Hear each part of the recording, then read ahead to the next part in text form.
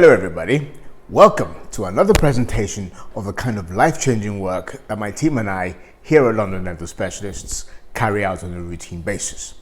If you like our videos, please follow us at London Dental Specialists on Instagram and Facebook, and also subscribe to our YouTube channel. So let's get into today's presentation. It's about this 65-year-old lady who was referred to me by her hygienist because she had failing implants, primarily due to a history of cigarette smoking. She was also really dissatisfied with her smile and had severe gum disease. So let's look at her smile, the things that she didn't like. Well, it's glaringly obvious, isn't it, that these teeth are all uneven and have different colors. And so these are the implants on the upper right side of the mouth, and you can immediately see that one of them is exposed because of the amount of bone loss that has occurred. And then the implants, again, on the left side, they're already slightly exposed, but the x-ray showed that there was severe bone loss associated with all those implants. This tooth here on the lower left, again, is an implant that had about 50% bone loss, as is this tooth that is barely visible on that photograph. This one here also had about 50% bone loss as well. So let's look at what her options are. We can either keep the upper front teeth and the lower front teeth and replace the failing implants on the upper right, upper left, and lower right. Okay, we can either do that, or we can replace all the teeth and the implants at the same time. To have option one and replace the failing implants and keep the teeth, she would have needed some whitening, porcelain veneers, and gum surgery, because these upper and lower front teeth had deep pockets.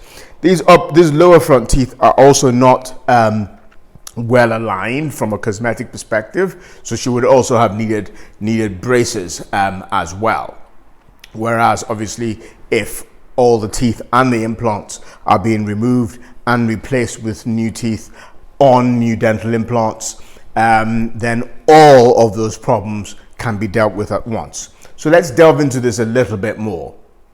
The things to really think about are, when trying to make the decision for these kinds of patients, when trying to help patients make these kind of decisions, think about how old is this patient. My patient here is 65 years old.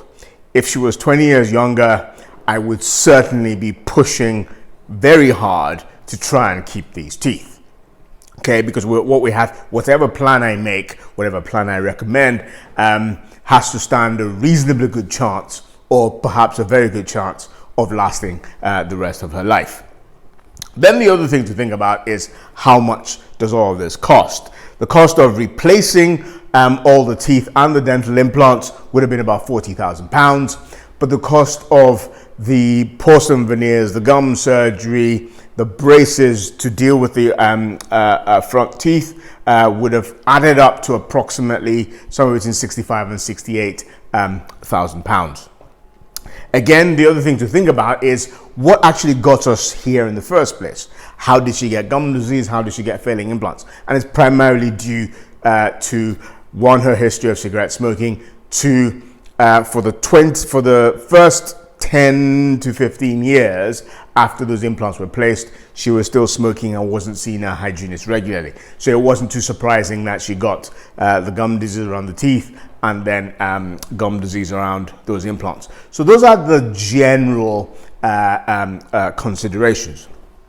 So in this particular situation, she's 65, and I reckon that either one of these options would work, and work very well for her. She promised that she was going to quit smoking immediately, and she had also spent the previous 5 years in seeing her hygienist once a month. And actually, it was when she'd been seeing the hygienist once a month, they were not getting anywhere. That's why, with some encouragement from our patient, the hygienist contacted me and said, what can we do here? And that's how we ended up having the discussion about whether to go with option 1, which is the more conservative option, but certainly the much more expensive option, or option 2, which would work and work equally well.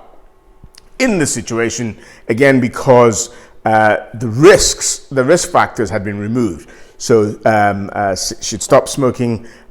She was seeing a hygienist regularly. She is 65 years old, so there is a very good chance that whatever we do will last the rest of her life. Then, in my view, it makes more sense to ask the patient which option do you want emotionally, and which option can you afford. And this patient, because option 2 is quicker than option 1, chose option 2. So option 2 will be completed in about 4 months, and we'll come on to that in a second. But option 1, which is keep the teeth, replace the back implants, that would take about 12 months. So let's look at exactly what happens. This is Sandra's initial smile. So she came in after agreeing to have option 2, which is replace all the teeth and implants with new teeth and new implants. And this is the final smile.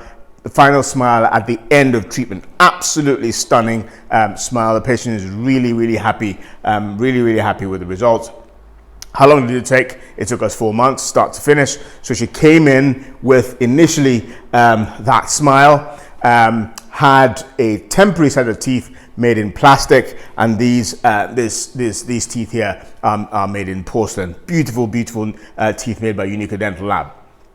In all our implants and London Dental Specialists, every patient gets a 10-year warranty, and the prognosis is absolutely excellent because, as I said, all those risk factors have been controlled. Now, the reason why I'm able to show you a full face picture here is because Sandra was so ecstatic. She gave her consent to record a video testimonial, which you can watch on our YouTube pages.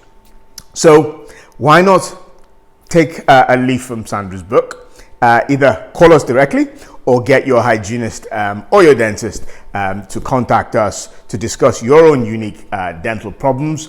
And my team and I are here waiting to help you. Many thanks.